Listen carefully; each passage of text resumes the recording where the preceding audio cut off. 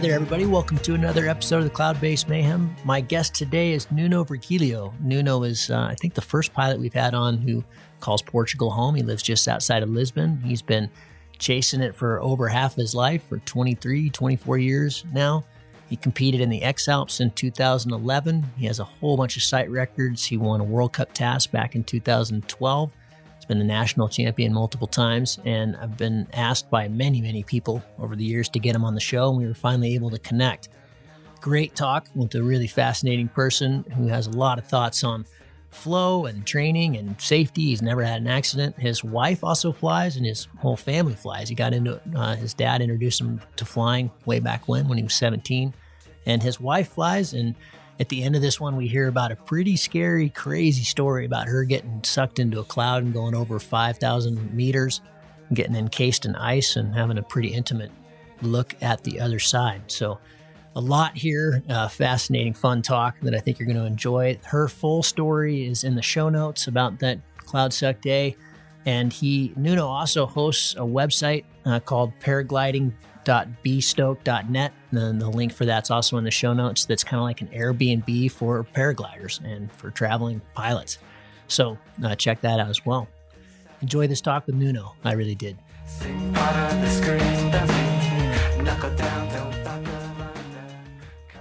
Nuno, so good to have you on the show. I really appreciate it. Thanks for coming on the Mayhem. I think you're the first pilot we've interviewed from Portugal, so I'm really looking forward to this. And there's been a lot of requests for you over the years, and I've been following you, and we've had quite a bit of contact over the social medias and stuff, but never had a chance to chat. So welcome. Thank you, Gavin. It's a great honor to be on the show. I've been also following for a while. Mayhem. It's amazing the pilots you've been interviewing and sharing their vision and their stories, and it's great honor to be on the show. Yeah, well, thank you. It's before we started recording there, you were giving me a little bit of your background. I understand you live close to Lisbon, and you were telling me kind of about the flying there and stuff, which I definitely want to hear more about. But I understand you've been at this game quite a long time. You've been flying for half your life. So how long is that? Yeah, I started quite early. I was 17. Just after my father, who always been an addict or very interested in aerial sports. After his military service, he was a paratrooper, and he kept on going in aerial sports with skydiving and just following general aviation. And suddenly there was this sport where you could just jump from a hill. You wouldn't need to fly off of a plane. So this was really the early days of the sport, like early 90s, I don't know. And we were kids, and my brothers, and we naturally followed his steps, and we started flying as soon as we could. So it's a long time. I've been ever since chasing the good weather and chasing the clouds and doing some competitions, but a lot of XC around, and traveling the world a bit, meeting people, discovering cultures, amazing, Yeah. I think that's what keeps us, with the paragliding thing. Yeah. So let's see, you started when you were 17, and you just said you're 40, right? So you've been at this for more than half of your life. Yeah. And does your family still fly? Do your brothers still fly? Yeah, they do. I'm the oldest. My second brother, he's actually also a really good pilot, although now he's taking a break because family issues. He has three small kids, so not devoting as much time as before. We flew a lot together. I think we developed, we grew up as a pilots together. And my younger brother is actually a professional pilot in the military. He's an Air Force pilot.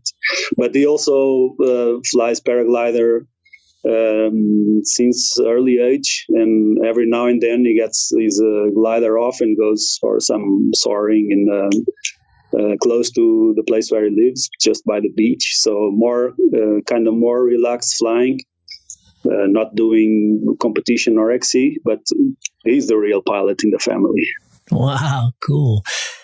I want to talk to more pilots like that to see, the kind of crossover. Some of the commercial pilots we've spoken to have had, their training they get a lot better, I guess, training than I think we do, because that's just so adamant that they can't have accidents. So we did a show on this TEM, threat and error management, that I'd never even heard of. And I'm surprised a lot of that stuff isn't, brought into the fold with hang gliding and paragliding. So I'm sure you've learned a lot from him. Yeah, no, we share a lot of experience. That's for sure.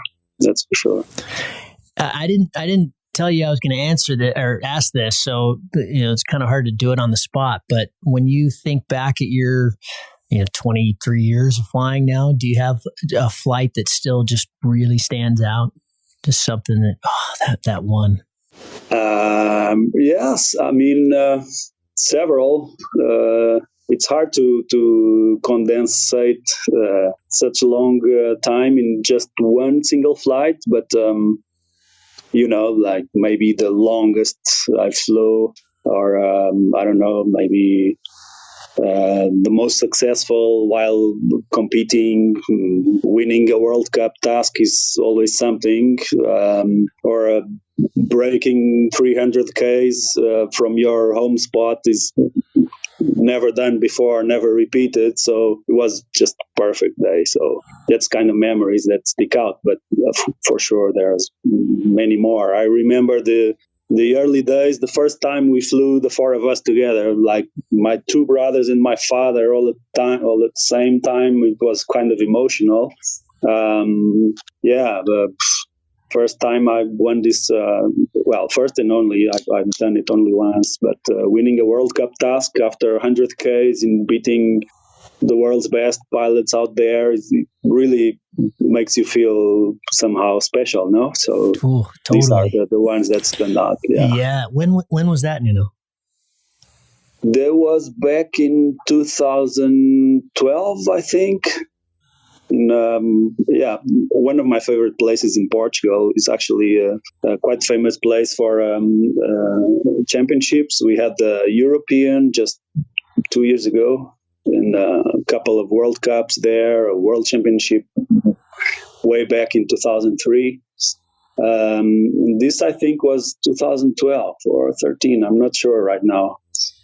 But mainly a perfect day in the area. It's known for sometimes quite tricky conditions, but when it's good, it's really good. It's like you have these convergence lines. You can go full bar, cruising everywhere, and it's then jumping out of the convergence line, and you have to shift gears, slow down a bit, then go full on again, and closing 100K triangle, landing in the town or close to the lake. There's a quite nice lake nearby. This is one of my favorite places, as I said, and winning at home, if I can say so, was really special. I was going to say, because that's quite unusual, isn't it? I mean, there's, it's almost never the local hero that wins, because they have such an imprint on what works and what doesn't, that, it's hard. It's hard to be creative. And when new pilots come to town, they often, because they don't know it as well, they can make some pretty fancy moves. So that must have felt really good. Yeah, definitely. And in fact, the next day or the previous day, I don't know, I totally messed up. So it comes to this conclusion. Yeah, the local pilot, maybe sometimes you're too much... you know the place too well that you think, okay, this direction or the thermals there, they never work. And not knowing this, it might be an advantage, definitely. Yeah. Nuno, when you look back on that day, when you think back on it now, was there anything particular that you feel really helped? Anything you've been trying to access again, maybe a particular mindset, or, was it just things just went right that day? Yeah, at a certain point in my flying, we with our national team were having some mentorship from someone outside of the paragliding world, but with a really big experience and not just in life, because it was an elderly lady, but professionally, she was dealing with like personal development, group dynamics, and stuff like this. And she really brought something that we could, the whole team, not just me, use in the paragliding. And this was, if I can condense it to just a couple of bullet points, was just like realize what you're doing, understand why you keep doing it, and be totally aware of where you are, who you are, and what's your fears. What do you fear the most? What do you want the most? So as soon as you if you are true to yourself and you can answer these questions, you really leave what's restraining you from flying your best. You leave it on the ground, and whenever you take off, you're really making the best of your flying. And at the time, I was really developing somehow, and this really, meditating a bit on these questions. And from time to time, everything came in place, and I could really do well. That's when when this period happened, I finally won my first championships. Even got some good success abroad in some international big events. And this task I was mentioning, the World Cup, was maybe the pinnacle of all that. So you're just it's what people relate to many times when they say they're in the zone. They're just flowing, everything comes together and everything comes out really naturally. You don't even question. While on the ground, you know already for sure that you'll have a good one, and things just happen naturally. I think that's what makes it for a successful competition or XC flight or flying in general. What this lady she was kind of like a coach, I gather. And what kind of exercises did she give you or encourage you to do? Can you be more specific about what that kind of looked like? Sure. Well, she like relaxing, really letting go of any how to say. Sorry, I lack the English word for this. Like any stress you might have, this tense feeling that you have while on the ground, still even before taking off. Like once I made this test using a heart rate monitor during a whole flight, and I realized the highest peak of your heartbeat is just before taking off. So you're just there, standing on takeoff, and just anticipating this rush, this adrenaline for the flying. You have the highest peak before taking off. So this is just mental, no? And if you can acknowledge this first and realize that you're somehow stressed or worried or tense, and you can really work on it, you'll be much more at ease, much more focused, much more relaxed somehow. So some exercises we learned from this period was how to visualize. Like you're still on the ground and you have a task, or you're going for a long XC. You studied the meteo, so you know what to expect. You should study the maps of the area you're going through, or if it's a competition, you know the turn points you'll have to tackle. So one of the key things is to visualize, to go through it on a mental process in advance. So when you're actually flying it, it's just materializing something that your brain already anticipated. So it's done. It's already done. You'll just have to go through it. And this visualization thing, it really works. For me, it helped me. It worked. Also, the relaxing thing, the how to breathe, how to focus, and there are some exercises that really help you. Breathing is one of them. Like it's known that many top pilots you'll see on a takeoff, just before people start to take off, everyone has its moment of somehow isolation. You'll see some guys putting their headphones and just listening to some music. Some other guys are just reading a book, or some other guys are just laughing loud. It's a way to somehow get your stuff together, like really relaxing on your own way, to isolate yourself from what's distracting you. And these are some of the stuff we were doing at the time. You mentioned when we were just talking before we started recording that you kind of went through that. It sounds like that was kind of the period where you were really performing well. Has that changed now? Was that kind of the peak, or have you been able to maintain that? I think I can maintain that, but I don't even think very much about it now. It just comes out naturally. You for a while, when you discover something new, you really try and do this breathing thing and visualizing. You close your eyes, you really anticipate what you're doing, and you really focus on this. You take extra care with the food you're having the day before, and during the flight you keep hydrated and stuff. And after a while, this kind of becomes natural. You absorb it as your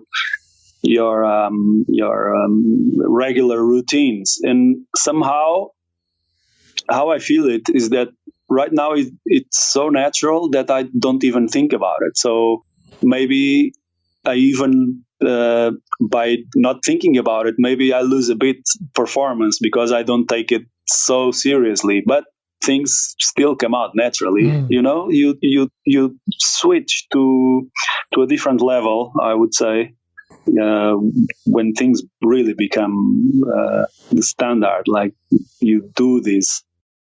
Nuno, is there anything? Were you doing any kind of a routine to get to kind of access flow on a regular basis back when you were learning about this? I mean, now you're saying now it's coming just more naturally, but was there anything you were doing when you were learning how to do it that people could? Yeah. I remember it really worked for me to activate or to calm down, depending on my mood and my stress levels, I would say. The music.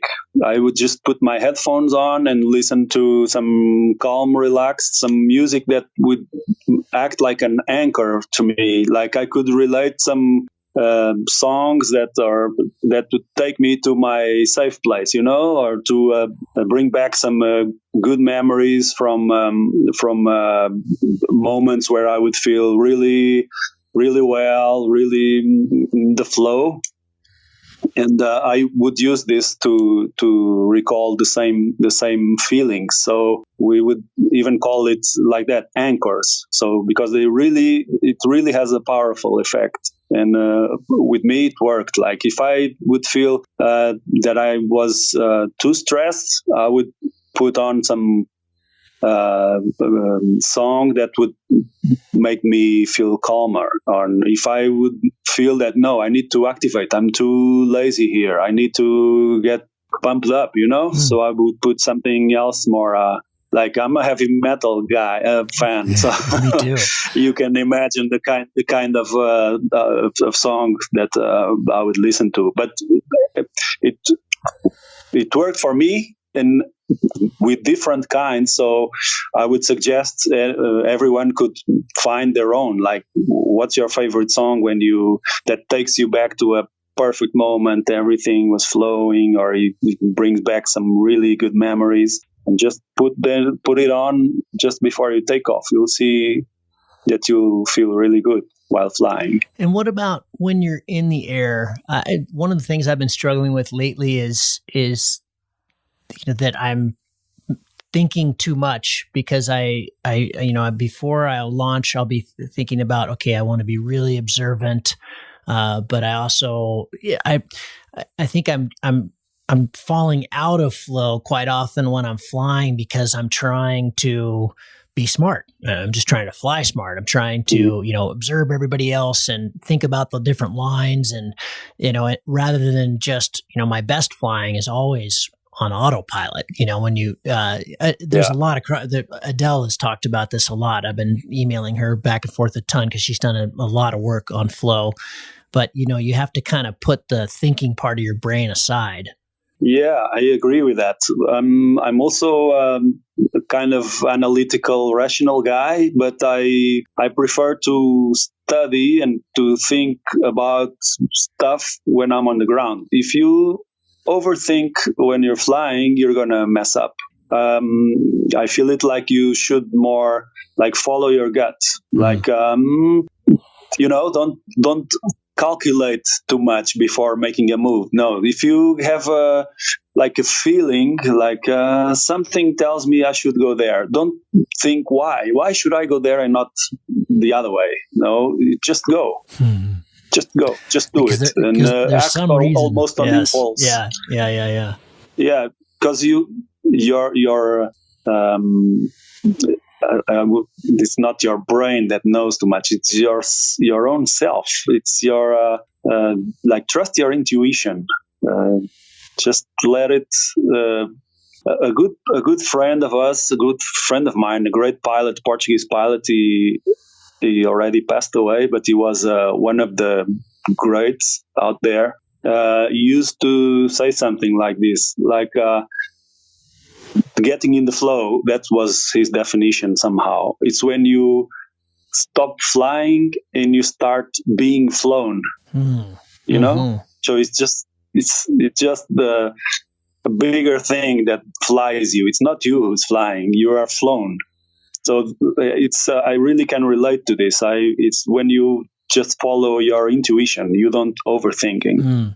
I think probably one of the prime, there's many of this, but one of the prime examples of that would be like Manfred Rumer and hang gliding. I think that just the decades that he's been able to dominate like he does, and all the other pilots say that about him all the time. He just seems to constantly make brilliant moves that others don't see. And I think he's just following his intuition, and not worrying about it. Yeah. The other thing that I noticed is something you mentioned. Others don't see. This is very important, to being observant. I've had a couple of task wins in situations where I realized first than other pilots what was going on ahead. Like, especially when when the conditions are changing, like you're having a tougher time, struggling, going through a more stable area, and suddenly you see in the distance a small cumulus cloud coming up and then disappearing. So definitely something is happening ahead, and if you realize this before anyone else, you have the advantage, because you can go full speed to this area and go over the inversion layer, or get the advantage just by making the move first. So being observant is really important, and also knowing or realizing when you can really shift gears from slowing down and taking it easy and just surviving a more difficult area or difficult part of the day. It can also happen on longer flights, or cloud cover puts some shade on the way and conditions shut down for a while. So knowing when to shift gears, it's super crucial. Like suddenly everything is booming again, and then it's time to go full speed. No, don't wait. What do you think it is that separates? I mean, I've given this a lot of thought, especially lately. It seems to me that at that top level, at the World Championships level and the Europeans and the World Cup, the skill level difference in terms of technical skill, I bet, between the top 50 pilots is maybe a couple percentage points. It's very small. Most of these pilots are really good at, most of the aspects, and they all know the same information. It's like Russ Ogden said on his show, Kriegel, a 4-year pilot knows the exact same thing that Kriegel does. Exactly. He's just executing everything better. But when you look at, I was just down at the British in January, and it was surprising to me to see, pilots that had done really well the year before there was a lot of people like me that had done really well the year before and then just got smoked this time. And, and you see that all the time, even at the World Cup level. You see, you see that luck plays a hand, and other things. But you also see there are some pilots, like Russ Ogden and Julian Wirtz, and there are some pilots that are just always in there. What do you think separates They really them are from consistent in their performance. I think it's also cyclic, no? We all go through ups and downs in our life, and this relates to your flying. I must say this again. He was a great mentor to me. The same guy who I mentioned before, he also had a saying that I would never forget. Like, you fly the way you live, and you live the way you fly. So what does it mean? That your daily life, your social life, your family life, it reflects on your flying. So if you're stressed about something at work, or things with your girlfriend are not so easy at the moment, it reflects. So it means you're on a low, or you're not in your best shape as you've been maybe the last year, and it reflects on your flying. Sure. So I really think it relates. So I would say the pilots who are more consistent we could make a poll and test this out. I'm sure we would get this kind of results. Mm-hmm. Maybe there are the ones who are really mentally stable. They're not going through hard times emotionally or something like this or whatever. But also, as you say, I also agree, it can be kind of luck. Maybe just the conditions were not what you're expecting, or but mostly I think it reflects your current state of your living, your daily life. I also noticed something, that there's the pilots who have been at it a long time, and they've worked at it and they've trained. These are the kind of pilots that these days, after years and years, they don't have to fly very much, and they still do really well. There seems to be, somewhere along the line, there's kind of an aha moment, and it's probably not an aha moment, but it's that everything kind of clicks, and then I'm not sure you lose that click. It seems to be that, you can fly 50 hours a year and come and do really well still. And I agree. Yeah. Do you feel like that's kind of happened with you because you've been at it so long that it's just, you've done it enough that, okay, I've been here, I've seen that, I know how this works?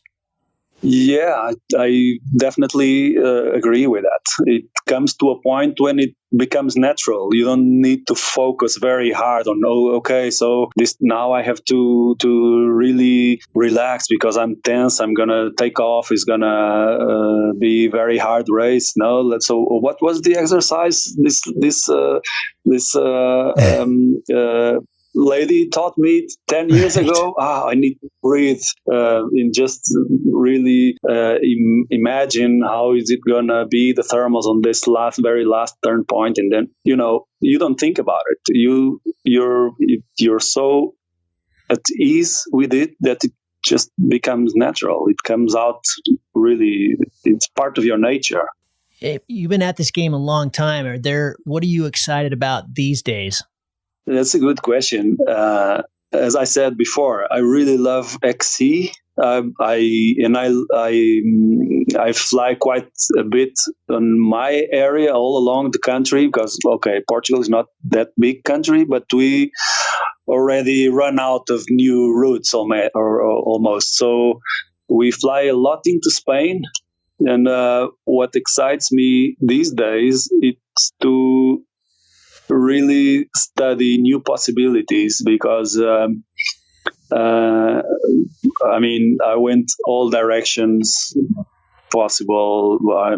Maybe at a certain point I had all the records from the main takeoffs in Portugal. The longest flights. But as I said as well, we have a nice bunch of pilots, really good pilots, motivated with this XC flying, and we're figuring out where to pull out the next big one. And the next big one being a 300K flight in this area, which is quite something because the solar window is not so big. So our big flights, you can do it from May to end of August, September maybe. And on the best days, you have like 7.5 to 8 hours maximum. I think I've never flown more than 7.5. And during these 7 hours, I want to make the most out of it. So this what motivates me right at this moment, is to go big on my backyard. Last year, after the X-Alps, I was watching Revis. One of my supporters went down and flew the pre-PWC in Spain. I can't remember where that was. But the week before that, there was a Spanish, I don't think they were towing, but I think they were, I'm pretty sure they were punching out over the flats, but it was like an open distance contest. Were you part of that? Because they had insane conditions. It was like a week, and they just kept doing these 200 plus flights every day. Yeah. I was not there, but I followed and I know the area more or less. And 280, I think that was the biggest one from Francis Reina. Right. Totally. That's the kind of flying we have here. The Iberian Peninsula is quite dry and quite hot in summer months. And as I said, we normally have sea breeze coming in, so constant flow from same direction all day for some days in a row. And when these conditions settled, you can expect 3,000 plus cloud base with a nice 20-25K tailwind. And it's very safe to go even with stronger wind because, as I said, it's flatland flying. The dream conditions here is when you have convergence lines. So you just go full bar, no need to turn, just flying straight from cloud to cloud. And pushing it. Do you have any advice? I know a lot of our listeners they ping me all the time with confusion about convergence, and that when you're in it, you feel like a god. When you're not, you're getting slammed. Do you have any advice for, especially mountain pilots? I think struggle with this quite a bit because they don't fly like myself. I don't fly the flatlands very much. What you're kind of looking for, what you're feeling, how to read the clouds. Do you want to be, the upwind side, the downwind side? Do you have any kind of things to pass along about tips for flying convergence? Yeah, some. I hope to remember the most important, or at least to can put it in words. As I said, at a certain point, this becomes almost natural. But being observant on everything, mostly not just what happens on the clouds ahead, like several people refer this, and it's a common statement that you have a usable altitude. So you can divide in half. If you're above this half, you look up. You look to the clouds ahead. You look to other pilots, to birds. If you're on the lower half, you should look to the ground. I would say even if you're on a higher part, if you really look ahead, really far away, you should still look to the ground, looking for signs. And signs in flatlands can be like smoke from fires, from factories, from whichever other origins, or like, for instance, windmills. We have a lot of these farms, wind farms. So the windmills really can be really helpful because they show you if in a relatively small area you see windmills pointing different directions, you can just calculate where it will be the convergence point or some thermal releasing. But mainly when I'm going XC, I try to be really observant of these small things. Where's your favorite place to fly? That's a tough one as well. I remember I really liked Mexico, Valle de Bravo, because it's for its strong conditions. And again, convergence lines in there, it works amazingly. It's an amazing place for this kind of race. So it's one of my favorite places. Although I'm a flatland pilot, as originally, but I really like the mountains. So anytime I flew in the Alps, I fell in love with the area. So I really like this French region close to Annecy. It's amazing. It's one of my favorite places. I remember one championship in Morzine, a bit further north, was so good. It was so good to fly in these mountains. So this is one of my favorite places as well in the Alps.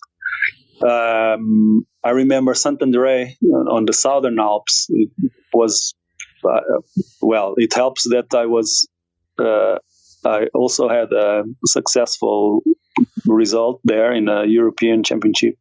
But it's amazing area for racing paragliders. It's not so high mountains, but it's like a racetrack, I would say. Yeah. Everything works like in the books, It's perfect. So apart from my area, but here in Portugal, we have 3-4 really good places for this kind of flatland flying. I would say Southern Alps, Saint-André is up for sure. Mexico, Valle de Bravo, and maybe Macedonia. I've just been there twice, and it's surprisingly consistent, and it's a mix actually. Totally flat, but surrounded with some bigger than other mountains, but it's a really good place. Yeah, so these are my favorite places. Macedonia reminds me a lot of Colombia. You have the two mountain ranges on each side of the flats, and you can kind of mess around in both. And man, you can get a lot of hours. I've only been once, but I was really impressed with there. It's a fantastic place to hold comps. We're constantly, we need to hold more comps here, and we're always like, yeah, but when and where? Because it's just so hard to get the consistency. Yeah. Well, I've never been there, but I heard in the U.S., Chelan is a really good place. I would love to go there. Chelan is maybe my favorite in the world. All those places you just mentioned, I absolutely love. I tried to never miss Valle. I love going down there every year at least for the Monarca, if not more. But Chelan is Cheyenne's world class, man, and it is consistent. It's one of our few places where if you getting less than 4 tasks would be incredibly unusual. In fact, I don't even ever remember getting less than 4, but usually you get 7 out of 7, and it's just, oh man, it's cool. It's a great place to race. It's a fantastic place to race. It's terrific. I would love to go there. I heard from several friends that it's really good and really, really exciting. I would really love to go there. You would love it because you like strong conditions, obviously, in the places that you fly, and it's strong. The flatlands there are really wild because it has this very, very soft dirt, so you can see all the thermals that you can. They're all dust devils, and so you can see them, and it's crazy scenic. You launch off a mountain, you fly across the Columbia Gorge, which is a massive river, and then you go out into the flats. Sometimes in the last couple of years, we've also done tasks that stay in the mountains, which are really neat. Because you're kind of on the edge of the Cascades there, so it's just a really cool environment to fly in. And then, of course, on big days, you can go a long ways. There's been the day they set the distance record in a comp. I think the comp was like 226K, and they had 60 people in goal. There's a whole bunch of personal bests that day. Henze tagged goal and kept going. He went 300 and something K that day. Where do I sign up? They just come on over. It just went live. You can sign up on Air Tribune, and I think it's July 18th or 19th this year, which is a little bit later than it usually is. But it should still be really good. Great. Yeah, come on over. Yeah. Well, I'd love to show you it. It's a fantastic site. So comp flying you're still doing quite a bit of comp flying as well.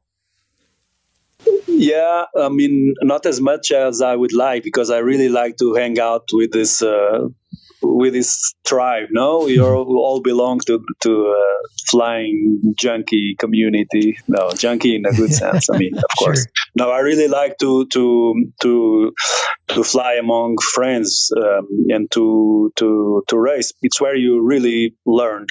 It's in a comp because you can go 50 times on cross country flying by your own. You'll have 50 chances to analyze your decisions and decide in the end if they were good or bad, if they were successful or not. On a comp task, you do this all the time because you're surrounded with so many pilots that you'll see it on live if you're deciding good, if you're making a good assessment and really taking out the most of the day. So I really like this performance kind of flying. So yeah, comps keep me motivated for sure. Yeah. And 2011, you did the X-Alps. Tell me about that experience. Wow, that was a milestone, not just in the flying, but in my life as well. It was, I didn't do particularly good, so I survived 1 week.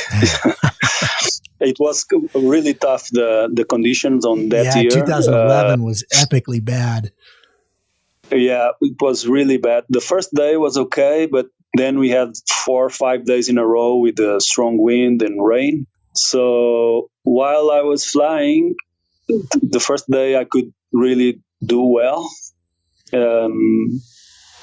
Then actually I got a couple of penalties that got me grounded for a while, and I lost a lot of time to my opponents. And airspace penalties? I ended up the first day it was just booming on the Salzburg area, going in direction to Dachstein, and I inadvertently went into airspace by 20 meters or something, and it got me a penalty. That's just... Yeah, it sucked. Ouch. But anyway, it was a really great experience, like a big achievement, like how to say... self-accomplishment, like how I see it now, if you really focus on something, you set up a goal for yourself, doesn't matter which kind, you really can make it if you put the right motivation and effort into it. So it was really something special. Definitely. When you say was very hard, the preparation and the training for such a short outcome in the end, but definitely amazing experience. And did you pull out because of injury or you were eliminated? I was eliminated in the end, but I was also really having a hard time because I suffered really hard from huge blisters on my feet. So I was in big pain at the time I got eliminated. I wouldn't have gone much further, actually. So. And in the race this year, watching the videos of, it's not Hanjin, the Korean pilot. Gosh, I'm drawing a blank right now, but Chikyong, yeah, sorry. Oh my God, they were so nasty. Because my feet in 2015, when I got to Monaco, the next morning, Bruce literally had to put me on his shoulders to carry me to the bathroom. Yeah, I mean, my feet, it looked like somebody beating on them with a hammer. I mean, they were so nasty. But when I watched Chikyong's feet, I was like, ooh, I don't think mine were that bad. And he just kept pushing. It's so much pain. That hurts so bad. I remember at a certain point, I was such in big pain that somehow the mind switched off from the body. Yeah. You're just floating out there. You cannot hold it anymore. And the only way to kind of go through it is really switch off. You're auto mode. This was really something that interesting, it was really something interesting to experience this thing. It's not like I heard some other people saying from different events in life, like when you have an accident or a big shock or a big pain and you kind of see yourself floating above your body. Now, I really experienced this while going on a road after getting into the Dolomite area in border with Italy. I was just floating above my body. It was not me. It's crazy. It's Nate, my buddy Nate, who lives down the street from me. He's a real mentor for me and been flying a long time. He did it in 2007, and he always said, there's only one way to get to that place, and in the X-Alps you will get to that place. It's guaranteed. And it's interesting because pain is something our brains send us pain to protect us, and it's trying to say, okay, that's enough. You're doing a lot of damage. Stop doing this. You should stop. But because you don't stop. That's the message. Because you don't stop, I think that's when you get that separation, because it happens a lot in the race where you're just, it hurts like you can't believe, and then it's gone, because I think your brain just goes, okay, you're going to, obviously you're going to keep going. So I'll let you be calm for a little bit. But yeah, it was one of those things where every morning I'd wake up and it was just vicious. I could only walk at like 2.5K an hour for the first 10 minutes, and then it'd get a little bit better. And then by 40 minutes, it was gone. I couldn't, and I don't know if it was just numb, just like the numbing took over, or if it was just my brain gone, okay, well, whatever. And then I'd be normal. I'd be fine all day. But that's vicious. Well, other hike and flies, have you done like the X Pier or anything else, or have there been any other ambitions since the X-Alps? No, not really. As I said, it was quite an experience. I really keep it as one of big milestones in my life for the whole thing. But I haven't done much more hike and flies. I participated a couple of times on the Dolomite and Mando, although it's a different concept, but it's also fun. It's like a team event, and it's it's different. You have a bit of running, but it's just so fast and it's over then. But no more I can fly. Actually, Portugal being a kind of peripheral country, we are really far away from the Alps or from where most of these events happen. So I haven't done much, just a couple of on my own hike and fly here in my backyard, going with a mini wing and stuff, but just regular weekend flying, not really participating in more events. The X-Alps was really a milestone, and I keep it like that, but it was also really hard, the whole preparation and stuff. So I didn't even consider applying again. It's more like been there, done that. Okay, maybe if I at the time could have managed a kind of bigger support or a really good sponsor, I would consider doing it again. But this part was really high time and energy consuming to the preparation thing, so I've never considered doing it again. Yeah, it's a massive undertaking, not just physical but financially and everything else. It's a huge deal. I never thought I would do more than one. And when I did the first one, it was like, okay, there's no way I'll ever do this again. But then, you get that first year I got to Monaco, and that was just the worst tease ever. Because then you think, oh, well, I've got this, I could do it, But it's a massive undertaking. I promised myself that I wasn't going to go, do some shows without talking about, accidents and safety. We've been talking about that a lot lately, but I'm just curious, in, 23 years of flight, have you ever been hurt, or have you ever had any close calls? I've never been hurt. I had a couple of close calls, but not so close, actually. I've been able to keep it on the safe side. I once landed on a tree, got hanged for a while because I was too low to throw my rescue, but that was it. The trees were there, so they're best friends you can get when you get in trouble like this. But never had any major problems that I couldn't solve in good timing. So, but unfortunately, I've witnessed kind of quite a few really bad, and this, it shakes you for sure. It makes you think, what you're doing, and really, get your head straight and understand why you're doing this. And if you really love what you're doing, then you keep it. Otherwise, it's, witnessing an accident or seeing a friend get hurt, it's really an eye opener. Yeah, I've been working on the book. We're doing with Cross Country Magazine, we're putting together a book of kind of the highlights of the first 100 shows, and it's been really interesting going back and listening to them all and hearing the various different advice that we get on this topic. And the one that keeps popping up over and over again is to make sure you ask yourself that question, is the risk worth it, and why are you doing this? That's a very good question to ask, and not just once, but repeatedly, all the time, to kind of keep checking in with yourself. But the other one is just to make sure you're doing it for the right reasons. And that's been kind of interesting, because it seems like, well, that just seems automatic. Why wouldn't we be doing it for the right reasons? But, in a long career such that you've had, and I've been at this now quite a long time too, you do have your lulls, and you do have times where you're really on it, and you do have times when you're really not. And it's good to check in, isn't it, with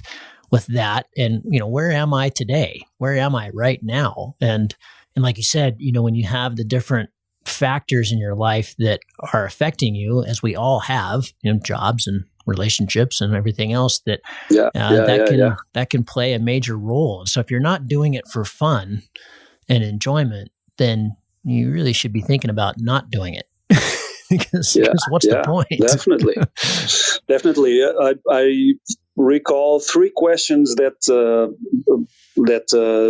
bring you back to this self-assessment, self-awareness, if you're doing it for the right reason or not. And I can share with you and everyone else, maybe to question themselves, like because these same questions were asked me, and it really makes you think. Like the first, why did you start flying?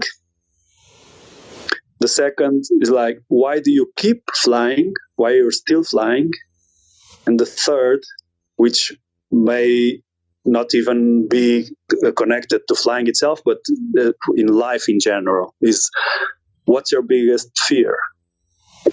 And if you have these 3 answers clear on your mind, maybe you're you're aware of where you stand, and if you're doing it still with the same enthusiasm and still with the aware of the risks, aware of the passion, if you still have a passion or not. If you don't, maybe it's time to consider something else. Or if the answer to the third question is so overwhelming or not, or doesn't put you at ease with what you're doing, then maybe you should also consider the whole thing.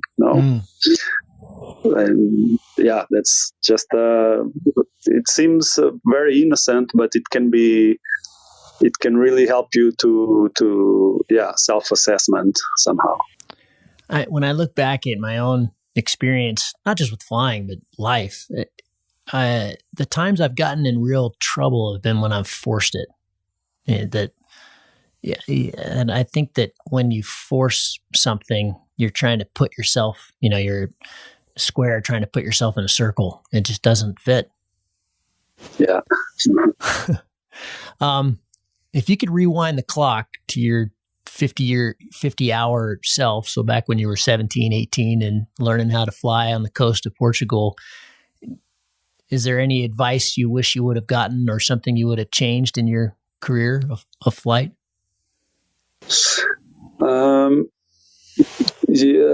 Not changed, but maybe be aware of it at the time. Like surround yourself with more experienced pilots than you. Absorb the small things that they share with you after a day flying, or just having a beer after landing, and really learn from them. Because if you're a beginner and you're just out of paragliding school and you're just by yourself, you'll take ages to get to a confidence level that allows you to really profit from, to really take your evolving as a pilot successfully and into a good term. Otherwise, if you're surrounded with more experienced pilots, they always have something that you can learn from, that you don't have to experience it yourself, because that's how to really make it faster, this progression.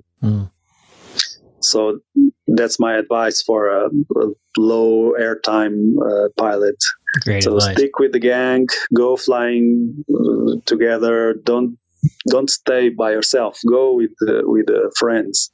Share all this thing. In the end of the day, I've done this mainly with my brother, and we were motivating and helping each other, also sharing a lot of what we were experiencing at the time. But I remember it was really good for both of us at the time that some older guy, very experienced pilot at the time, he would almost take us as his protege, he's kind of mentoring us and giving us confidence. Yeah, I should try this glider now. You will like it. Go and do this and that and that. You have good, practice your ground handling and you'll feel at ease in the air. Don't be afraid of this, So just don't be by yourself.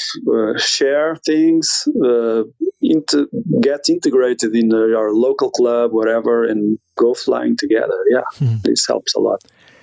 Nuno, last question. How has flying changed your life?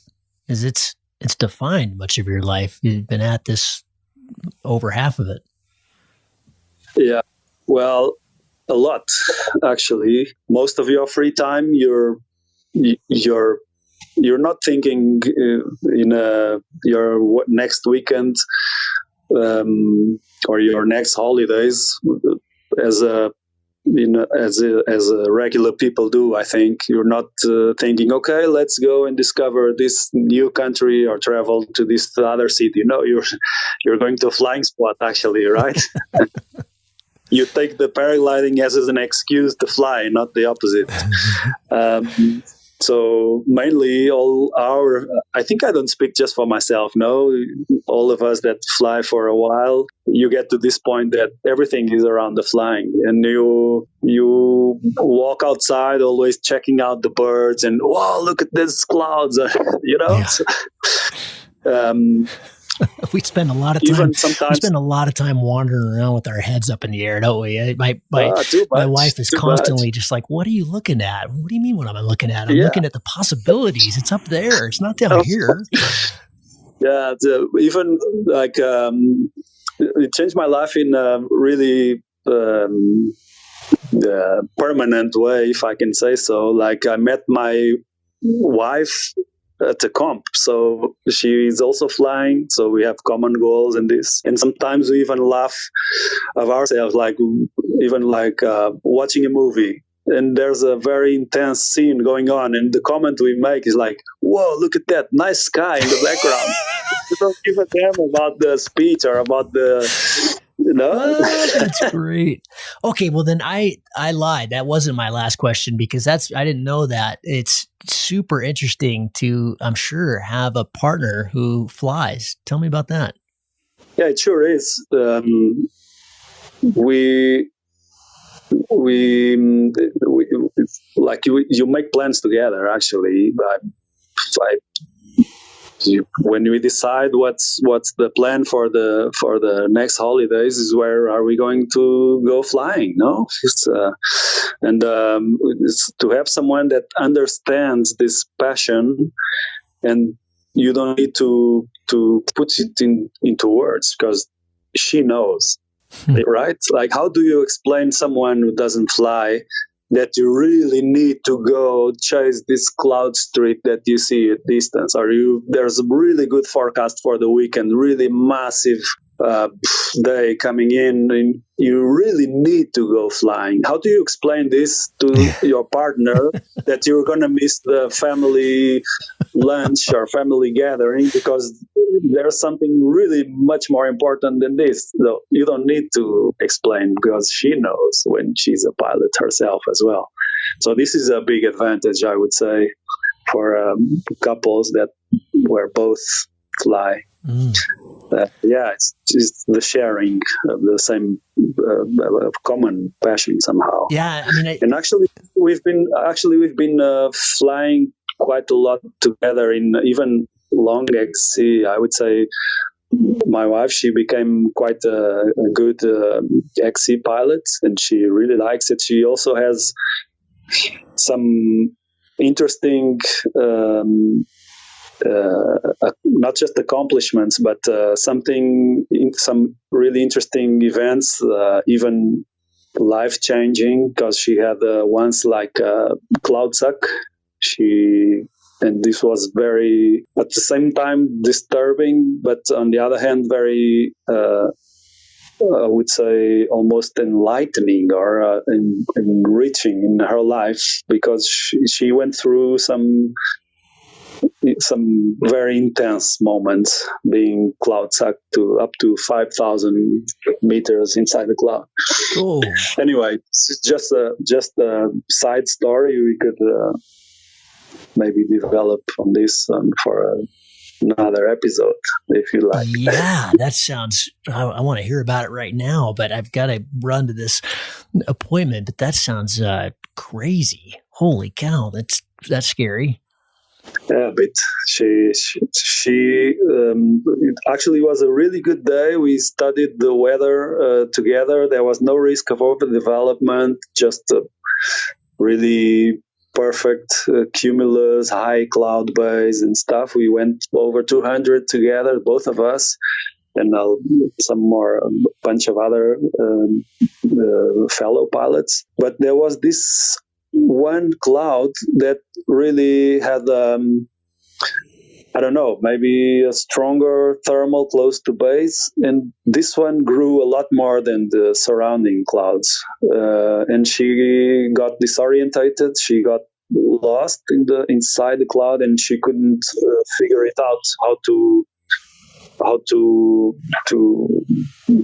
manage this somehow. And when she finally got spit out of the cloud, she was really high. She was 5,400 meters somehow, and with the ice layer in whole her wing and glider and harness, very cold. And yeah, she mentioned to this as she's seen the other side, Yeah. It was quite intense. Probably a bit, but she didn't lose her consciousness. I mean, she was aware of all the time.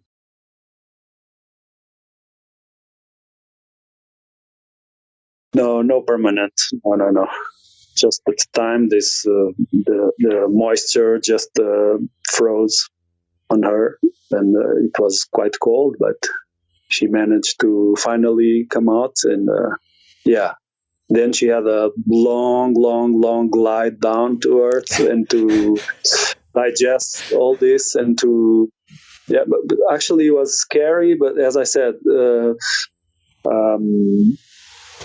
like it's the kind of events that make you question again, why are you doing this, and why do you keep doing this? And your biggest fear, what is it? Is to get hurt, or to stop living your dreams just because you're afraid of something. So if you can put the things on the right place, if you can find the answers for these big questions, then if you can understand why these things happen, in the end, you're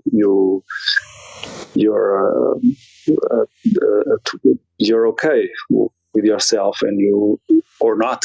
Yeah, depends. So you either keep doing it or you just stop. Yeah, if it doesn't make sense.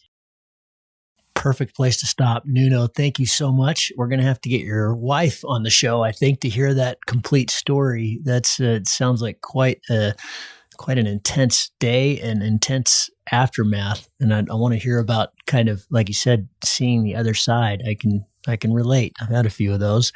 Nuno, thank you very much. What a pleasure. I really enjoyed this talk, and I can't wait to go flying with you, man. We need to make that happen. Thank you, Gavin. It was my pleasure. Hope to meet you soon, for sure. Thanks, bud. Talk soon.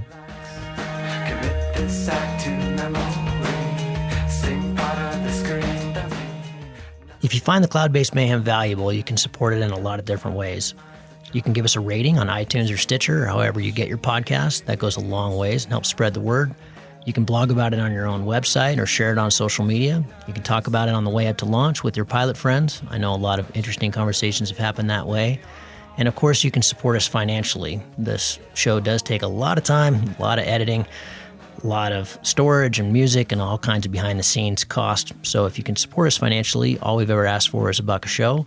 And you can do that through a one-time donation through PayPal, or you can set up a subscription service that charges you for each show that comes out. We put a new show out every 2 weeks. So, for example, if you did $1 a show and every 2 weeks, it'd be about $25 a year. So way cheaper than a magazine subscription, and it makes all of this possible. I do not want to fund this show with advertising or sponsors. We get asked about that pretty frequently, but for a whole bunch of different reasons, which I've said many times on the show, I don't want to do that. I don't like having that stuff at the front of the show.